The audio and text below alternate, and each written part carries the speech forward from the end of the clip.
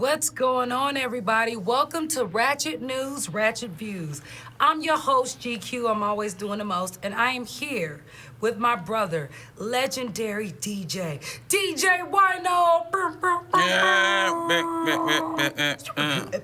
All that. Yes, how you doing, Wino? Hi, I'm doing good. I feel good. I feel great. Hey, that's what we make sure. In the know purple cup, you feeling good. Yeah, I got a little sore arm, but I feel good. We're going to talk about the sore arm. What you been up to, man? You been traveling the world? Yeah. We're getting ready to make moves. We just got back from Pennsylvania, Phillipsburg. Yeah, does anybody know where that's at? They don't, but tell me about the show. I heard it was fireworks and some more stuff. Oh, yeah, it was a town show, like, for, they would call it a county fair if it was in the county out here or something, but now it's just like more of a fest. But you know what? I think what's unique about those towns is that they don't do it often, and it's rare that they see a legend like you. And they give a certain type of energy that you can't pick up in a big city, right? Right. Oh, yeah. Everything's tight. Everybody knows everybody, and everybody's family's been on it. So who performed with you? It was just really, it was Coolio was headlining. Okay. And then we had, oh, my gosh. Jerez? Well, he's part of the crew. Okay. So Drez is part of the band. Travis, Mimi hosted. Travis is on the drums. Yeah. AJ is on the bass. And the new dude that I forget his name, but I'm gonna learn it. He's on the bass. AJ on the guitar. Okay. But anyway, we had a good time. So how does it feel being back on tour during COVID? It's still once you get the stage, it's all the same. But preparation is still the same too. Once they say go, you go. So you said your arm is sore. Yeah, we got to go to the Ukraine, and I had to go ahead and take that shot so I can make sure we get back in the U.S. It's like that. And for everybody who doesn't know what he's talking about, we're talking about the vaccination. All right, which vaccination did you get? Pfizer. I got the Pfizer too. Now, I did April, May with the Pfizer. And I got it because I'm a cancer survivor. I have no immune system. Also, I took experimental chemo. So it being an experiment wasn't like a, what the fuck is this? I felt like I'm interviewing, I'm hosting, I'm around too many motherfuckers. Right. So I need a wall of defense. Something. Yeah. So, hey, you took it? Yeah. Hey, it is what it is. The Ukraine, here we come. So that's where I was at with it, It's your first, though, but your first shot. Yeah. My only advice to you is stay hydrated. Drink alkaline water. That helps flush All it. right, no doubt. Do what it do. Stop drinking out the water hose? Definitely Ben should have did that. Okay, damn. That's like drinking out the dog bowl. I done that probably too when I was loaded. Hey, it happens. It happens. So, let's go back to the beginning. The beginning. The beginning. What made you get into music? Got a mixtape from somebody in 1978, 79. WBLS, or one of those radio stations. My next door neighbor gave me a mixtape. Okay. And when I heard it, I knew it was different. It was a different sound compared to what I was hearing from the West Coast at the time. I heard a little mixing, a little scratching, a little cutting, not a lot, but just enough. And I knew it wasn't something we was doing on the West, especially in 79. Okay. And Sugar Hill Gang came out, and a lot of stuff was starting to come out. And all I could say was, this is new music. All right. So, when was the first time that you engaged in learning that? Learning what music was, learning to be the DJ that you are now? Just like I said, it was all about hearing people mixing in other really New York. I'm talking about, what was the process? Like, did you get your own mixing board, your cassette tape? Yeah. Like, break it down. Like, what was that's deep. What sparked you to get in there? The interest was what I said, but you just came across equipment as far as you look for anybody that had that interest that parents might have had it like that. So who inspired you within your circle to get on it? We had, from our city, we had Little Rock and G. We come out of Carson, California, next door to Compton. Okay. In between. West Coast. Yeah, so it's in between Long Beach and Compton. And then we had a crew called Knights of the Turntables. It was Little Rock and G, Sinbad, and Greg, MC. Anyway, What year is it was this? a crew. That would have been call it 1980, 81, 82. Damn, I just literally floated out my mama uterus. Yeah, Pops was just putting that hump in his back. Bam, bam, bam. Yeah, take that. Bam. Yeah. But right around there, so when I heard it, I was like, I was trying to hook up with the crew. Okay. But the crew was, they was being like a crew. They wasn't really listening because I wasn't talking about nothing either. I was trying to figure it out. But one person in the crew was always a little open to, The new nigga. Yeah, my homie Sinbad, Darren Sapp, he said, man, I'm over here about to do something myself, and I go through his house and he let me mix by myself. He just go I don't give a fuck. He didn't give a fuck what he was doing. He was gone. Okay, so when was the first time they respected who the fuck you were? By 84. By 84. Okay, 3 years in, 4 years in. Yeah, I got it together. You heard that, kids? Yeah, about 3 years of practice, but I got it together where I could do parties, house parties. From house parties, we started doing halls. How old were you? 9th grade, 10th grade. Now, if anybody has been watching us and following our Ratchet news and Ratchet views, y'all will understand. Everybody that's been on here started elementary, junior high, high school with perfecting their craft. That's why artist development is real. Yes, real. Okay? So, 9th, 10th grade. Started getting it together. Had a rocket whole set by myself, basically. So what did your parents think? Like your mama, what were you, single mother, living? She like this. Well, it was... Because you in Carson, you around gangs. It was that a gangbang, and I was doing them both. I tried to juggle both. Okay, I tried to juggle gangbanging and doing parties. But the parties was for the hood anyway, so it was easy. But what happened is juggling the two, she was like, parties made sense. Gangbanging, she didn't really know. That wasn't like something, hey, I'm a gang member. She just knew I wore blue all the time. She knew I couldn't wear red. She knew the rules. Yeah. But other than that, she just knew gang. She knew that music was probably like a better choice. So what was the moment when you knew you was on some different shit? Meaning like you're now about to be on the radio, you trying to be big with this shit. Oh yeah, I was working on it the whole time, trying to be on K-Day, trying to make sure I was a mix master. Never got to achieve the mix master stuff. Dre and all them had that on lock. But I got a chance to mix with Dre and all them early. Samarica Hall, we started doing halls, like I was saying. Big John Hall, Samarica Hall. Dre was real popular the whole time. He was a hell of a DJ. So Dr. Dre was who he was, along with a lot of other DJs back then. Joe Cooley and a lot of other DJs. Didn't get a chance to mix with him, but Dre, I got a chance to mix opposite of that dude before. Wait, what do you mean by mixed opposite? Yeah. Most people set their stage up back then. So you had your DJ Our crew stuff was set up here. They'd set up on opposite. Okay. And it was opposite of the room. You just mixed and you give you and your crew get down for as long as you get down. They get down. When it's their turn, it's their turn. It's so crazy. You see who's gonna rock it. It's crazy. They don't do that. It's funny that we talk about Dre. The last time I had the chance to experience a DJ battle was at Dre's when it was underground, and it was Dre Day out here from 97 versus somebody else, and it was like crowd participation. That's dope. Of who was the hottest. Mm-hmm. But a lot of people don't even know about that anymore because they don't do it.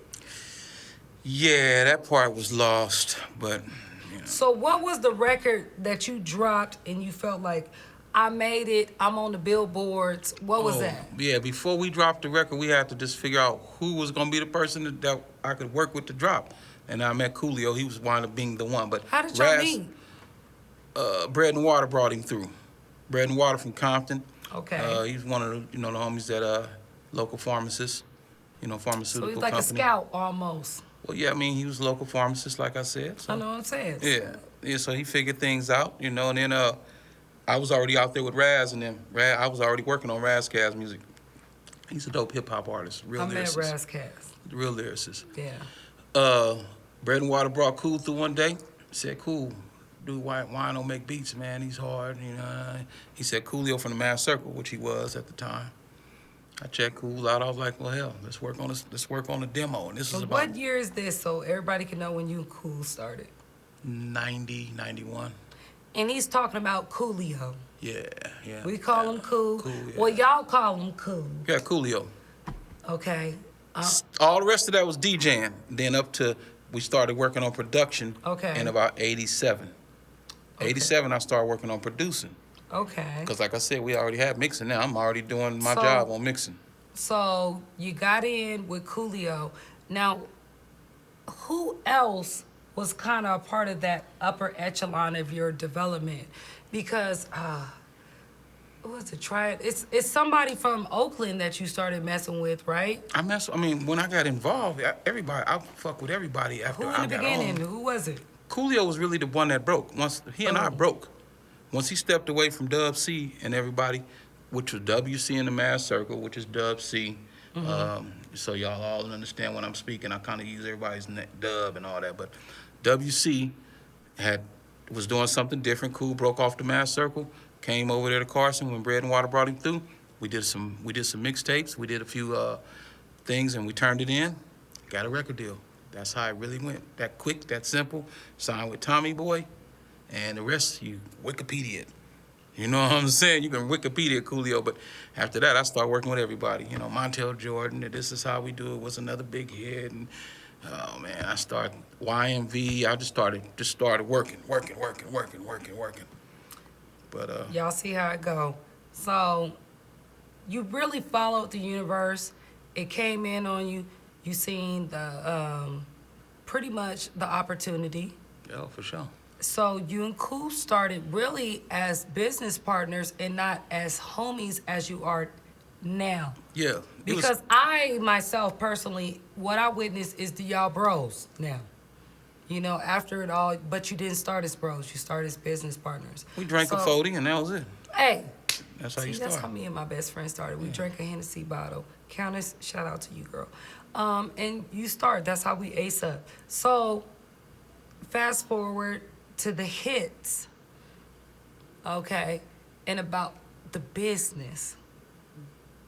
Yeah. How much at this aspect did you know about the business and ownership and how important it was?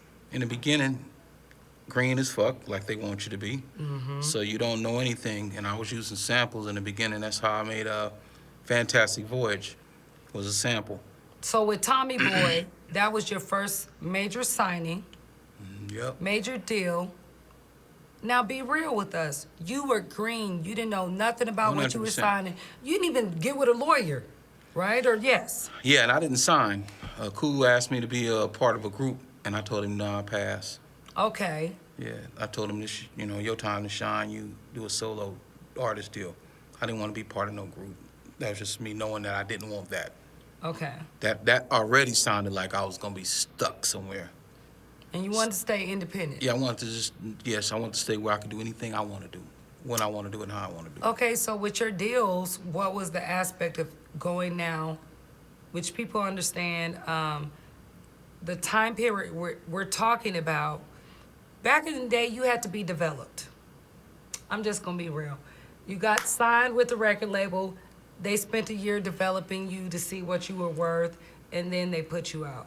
So you stayed independent, so you was already on your like Cash Money millionaire, like. I just knew that I knew what independent was.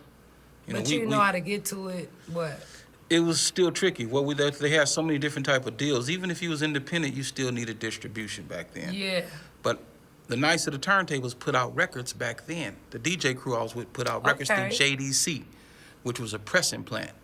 So that was independent to me. You go get your shit pressed, and you give it out. So he just gave y'all some real knowledge. Meaning, when y'all watched NWA, he did what Eazy-E went and did. That was the way to get it done. Yeah, you get it so pressed. So y'all see the difference. Now, Eazy-E was the non-writing one, but he had the distribution deal. He had enough sense to know how to get his shit pressed, get it placed in one-stops. One-stops basically controlled how the shit went out, and it was just so regional. Bring everybody up to speed, meaning like Lil Nas. You shouldn't have signed a fucking record deal when you was fucking awesome. Now you got all this, I have to fucking TikTok and dance. even if I might go to jail because the record label said I should drop something in a certain time limit. This is why it's important, y'all. Stay independent. Stay independent. Listen, I don't give a fuck. I'm Section 8, living great. I keep my shit under lock. And they say, oh, you should just sign to this and give it. This is why you don't give it up. Because if you stay independent, you stay more in control. I'm gonna say to you, there's so many variables to this. I can say Coolio would have never got half of his success if he would not have signed with Tommy Boy. Because of course they was gonna put the resources. They was gonna put the resources behind him. The machine was in place. Tom had never failed. He had Naughty by Nature, he had Queen Latifah, he had De La Soul, he had House of Pain, he had Digital Underground, he had African Bambaataa original. Tom already had the machine in place. So to bring a Coolio through was just a name, and all they knew how they did what they did. Tommy Boy did what they did. He was the first on West Coast. He was not. Digital Underground was the first West Coast that really hit on Tommy Boy. They was from Oakland. Oakland, yeah. Shock G and then rest in peace. Yeah, he was from Oakland. But he was the first West Coast artist that hit on Tommy Boy with that Humpty dance.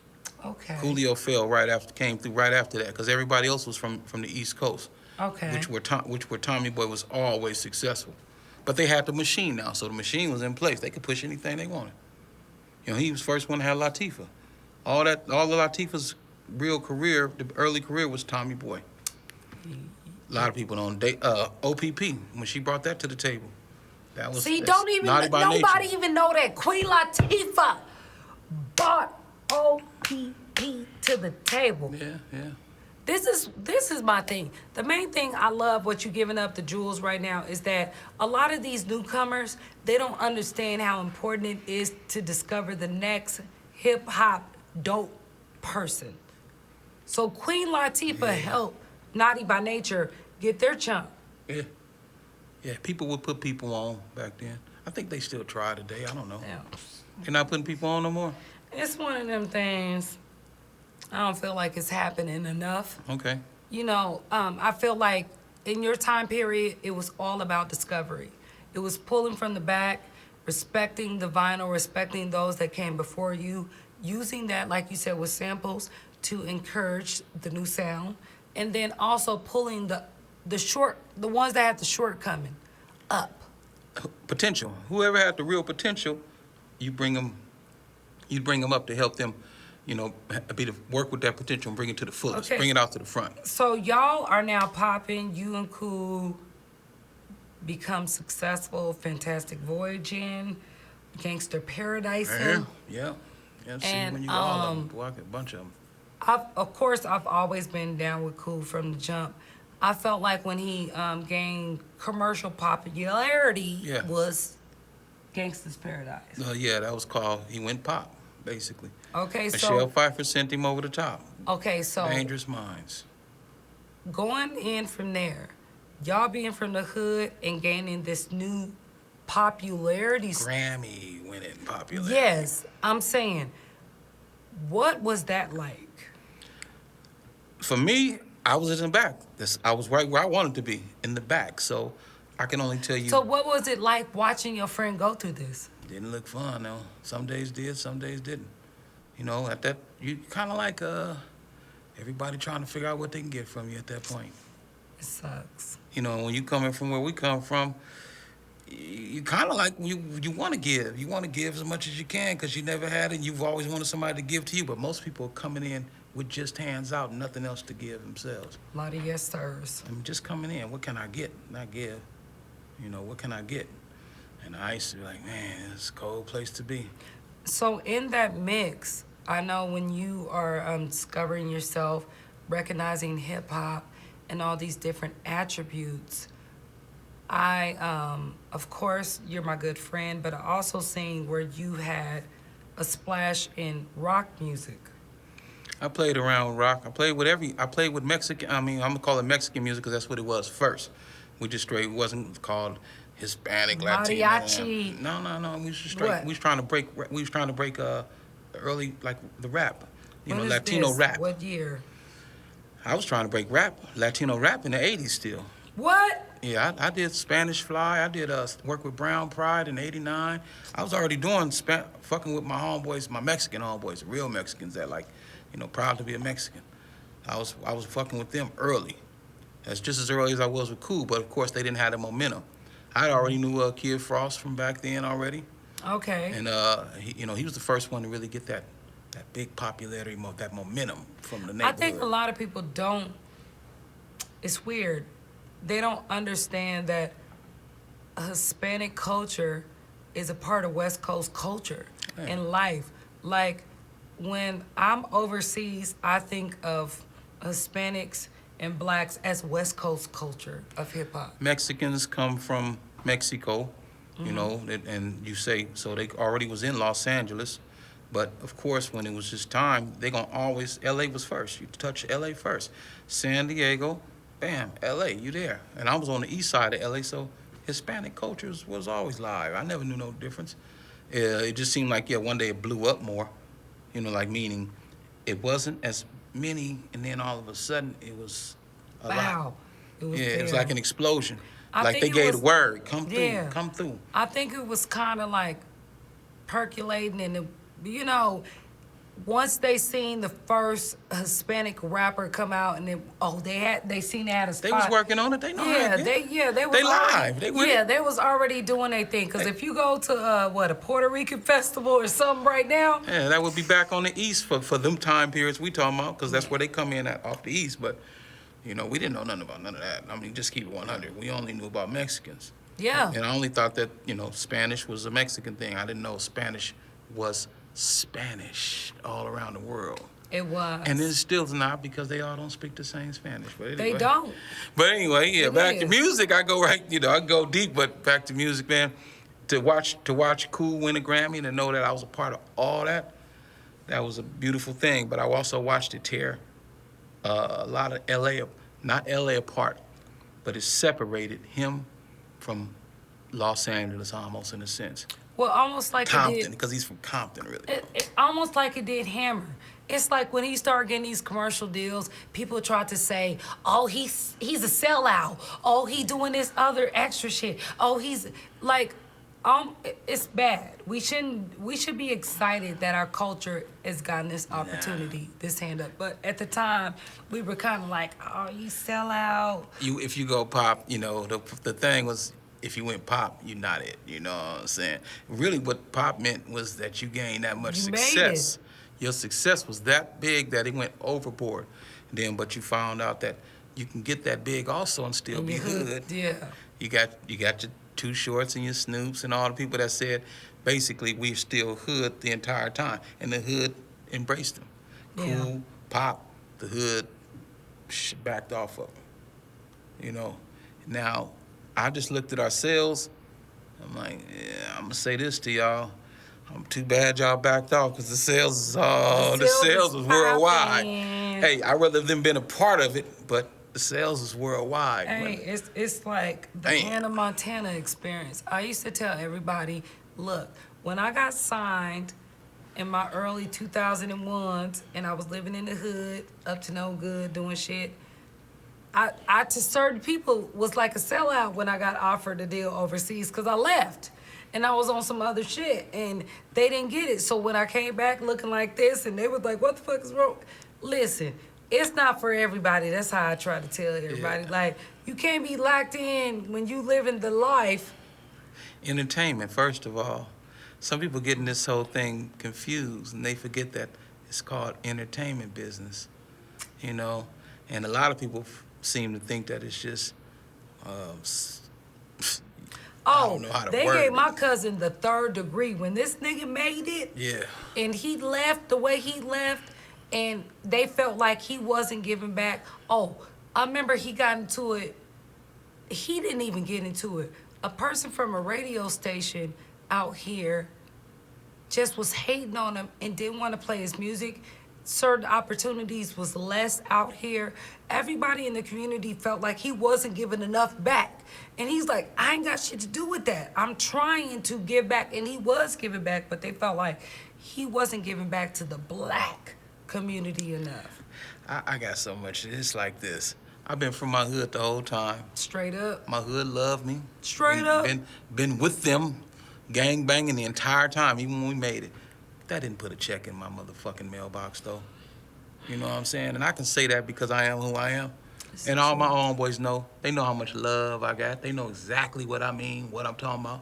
But the truth is, that didn't put a check in my mailbox. Did somewhere real. along the line it have things, underlying things that could have probably weighed and helped and all that, but I'm an asset just as well as my hood was an asset to me.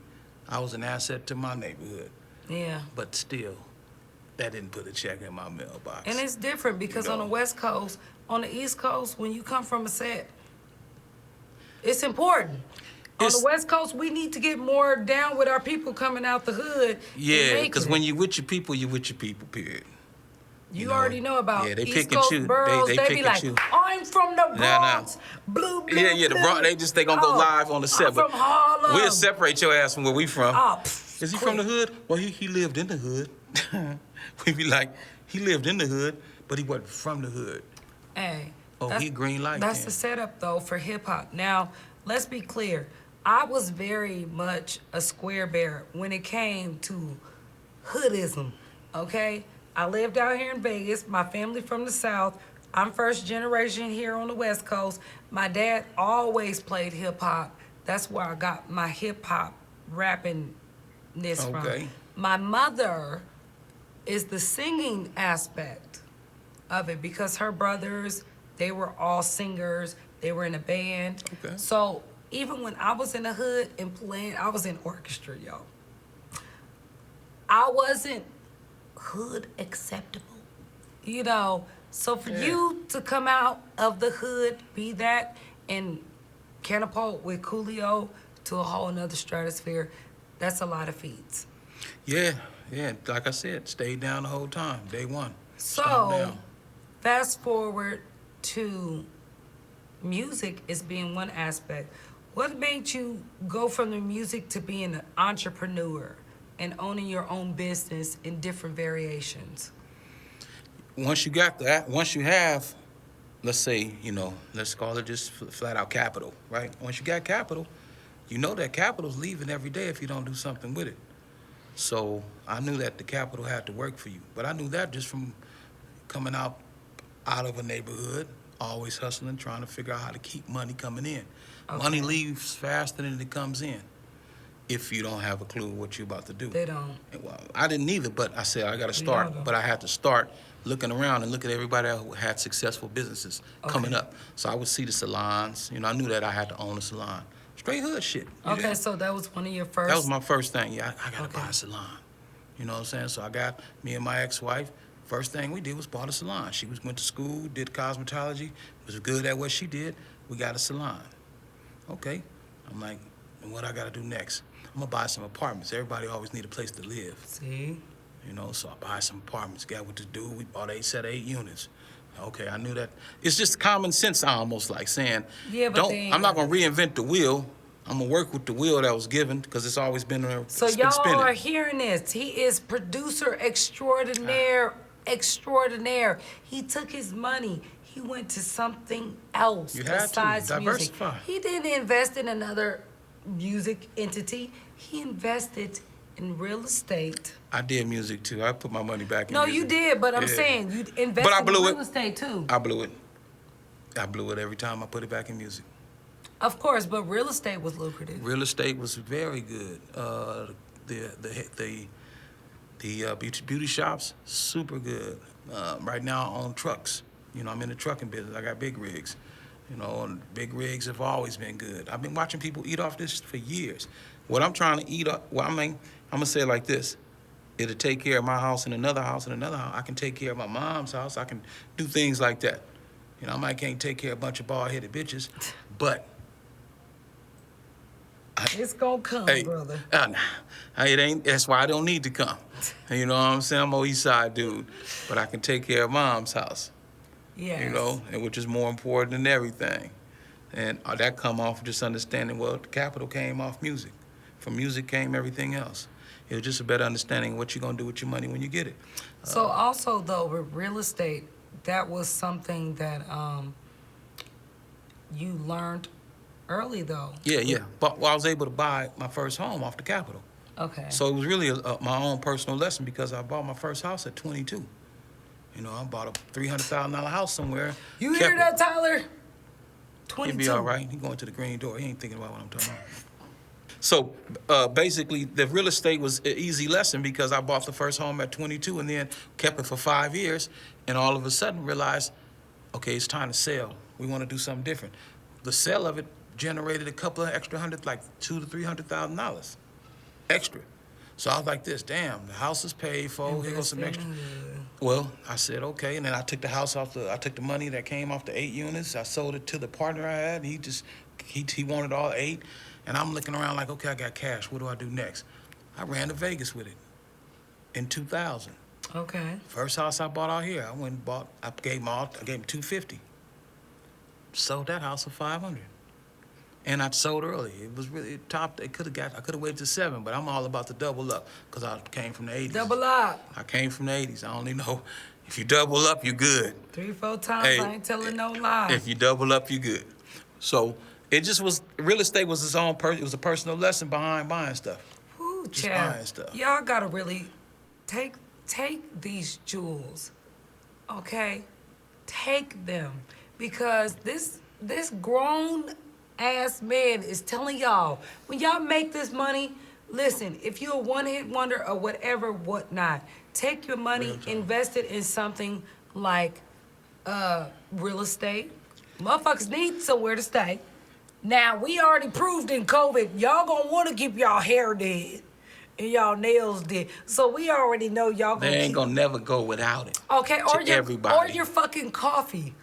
See, I'm with the coffee, but I'm gonna tell y'all, they not gonna go without it. They gonna treat themselves whether you pay for it or they pay for it. So and 9 times out of 10, you gonna pay for it. So it's already money in the bank if you own it.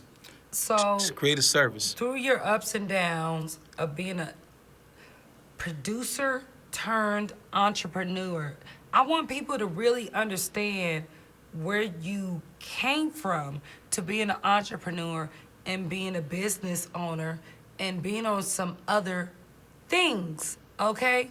You're on some other things versus just, I'm trying to hold this producer caliber till it dies. I seen that wasn't the way to go, though.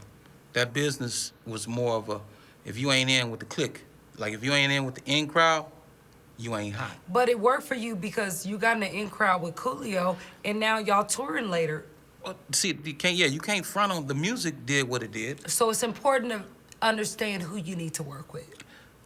It's just funny. It created its own avenue almost. A hit is a hit. A worldwide hit creates worldwide appeal. So all my local dudes, all my LA niggas who came up, made it, we love y'all. Y'all don't love us. Watch, it's been simple. It shows itself time after time.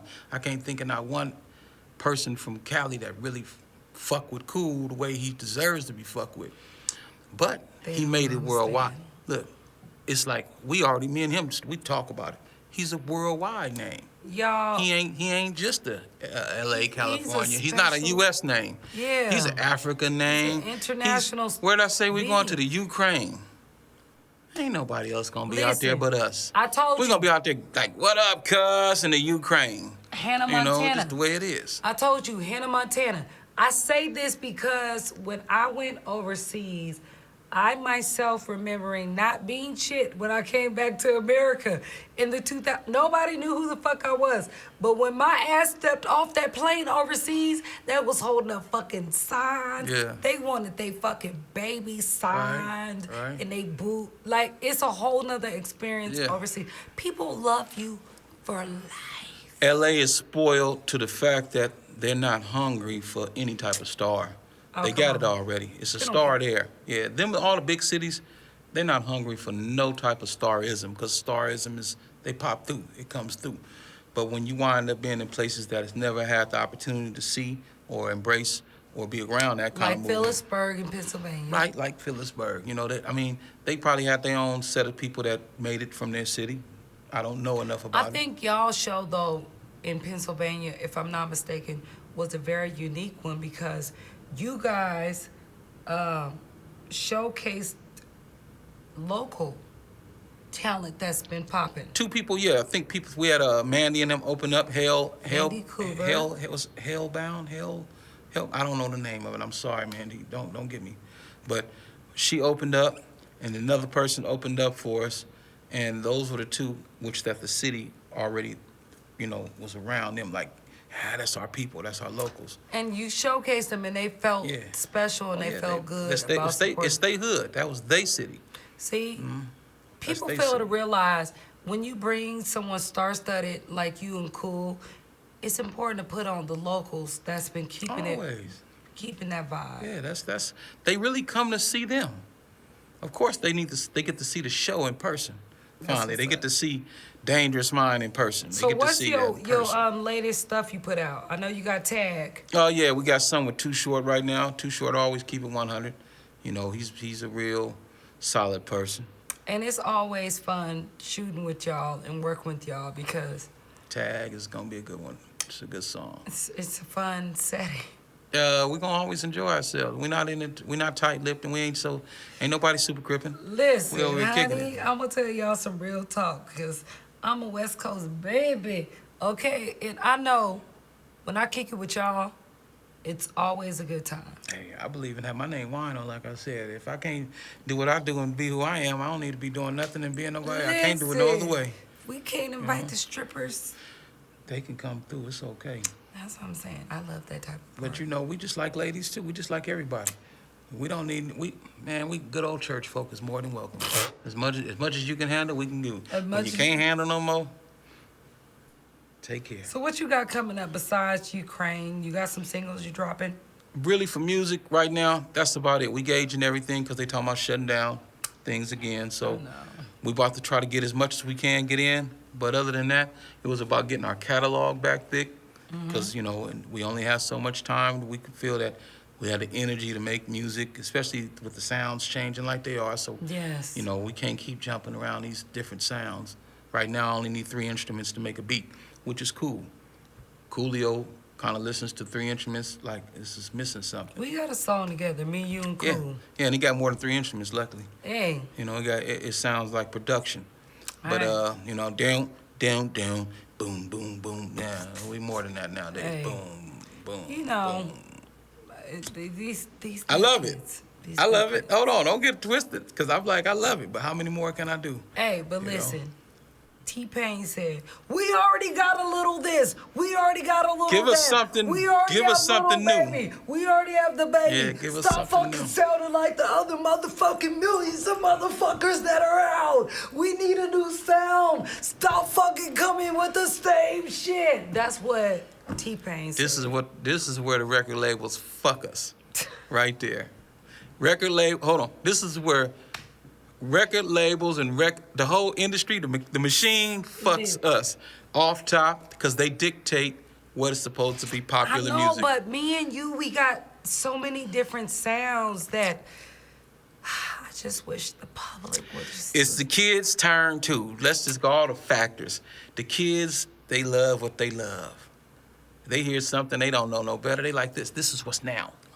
And we like this. No, that's really old. I told my niece. I told my daughter a lot of times, that's old. See? That's an old-ass sound. 808 sound. The drum 808 sound came out in 70-something. They don't know. Nah. They don't know. Y'all, that's my time with DJ Wino. Keep it crispy. Always. Now look, if you're trying to find out where you can find DJ Wino and see what he is up to, okay? What's your Instagram? Ooh, Instagram. That's crazy. I got one too. The real DJ Wino. The _DJ _real _Wino. Probably, something at the end. It's a lot of right underscoring up in there. Yeah, but it's the real DJ Wino. But you can also Google and just find it That's straight a lot up. easier, yeah. If you Google me, you'll see that there's a lot of history there, but it is what it is. Because I can't, like I said, I ain't even go into the Montel Jordans. This I is know. how we do it. We're going to have to do a part 2. Man, and I got other ones. I got other I big know hits. y'all got real stories. I've heard the big real records, stories. so. Big records. But I got to pump Cool up. It's his moment. Stormy. That's what we're talking about. And he's on tour right now with Coolio. Make sure you check in with his Instagram, and he will let you know what he's up to, okay? From music to real estate. DJ Wino. All right. Everybody give it up for DJ Wino. You already know. Yeah. Boom. And we'll be back on Ratchet News with Ratchet Views.